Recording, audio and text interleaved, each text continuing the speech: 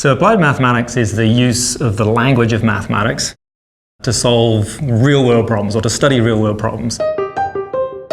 It's sort of a grey area between the language of mathematics and, theoretical sides of other applications.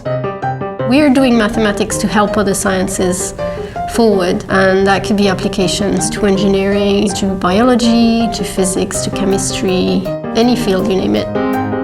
It's collaboration that's more organic and more integrated. Of course, I need people who can do experiments, who are good at doing experiments, and they need people that have more quantitative skill. At UC Santa Cruz, what we try and do is help our colleagues. I'm currently collaborating with Mark Akerson and Kate Lieberman's lab in biomolecular engineering department, modeling single molecule experiments. Basically, we try to understand the physical mechanism of DNA polymerase. We have some lofty aspirations. So I work on fluid dynamics. Fluid dynamics is fun because fluid dynamics is everywhere. The air we breathe, the blood that's coursing through our veins. And of course, this doesn't only apply to Earth, it applies to other planets. I have always this kind of dual identity as an astrophysicist and an applied mathematician. Because I do research in fluid dynamics with application to astrophysics, there is no way to do experimentation in the lab to see what this kind of fluid would do. Even though the equations are the same, they behave in a way that's completely different from what, say, water or air would do. And so we really, really need the numerical machinery, and specifically high-performance computing, to be able to do essentially what's called a numerical experiment. There's a big advantage to doing numerical simulations in that an experiment with an observation, you may only have access to a small amount of information from that experiment. You can only see certain things, whereas a numerical simulation, you can see everything.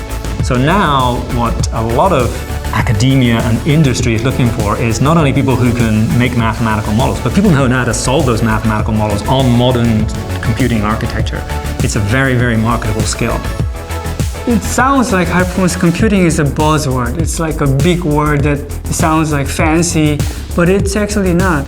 So my main research area in applied mathematics is called computational mathematics. This is one of the main applied mathematics area that heavily relies on using high-performance computing, actually. There are many different types of applications that my research areas can contribute. The research that I do and the code that I develop has been tested on very large-scale computers. For instance, you can use this kind of computational mathematics in order to solve supernova explosions in the universe. Researchers in applied math and our whole department of applied math statistics, and indeed across the whole Baskin School of Engineering, are very, very tenacious. This tenacity means a lot of stuff gets done here on campus. And students are literally working in parallel with the faculty at all stages of this process. If you really want to investigate new areas, you somehow need new novel ideas. That is, I think, the focal point in modern science, and that's really happening within this applied mathematics and statistics department in UC Santa Cruz.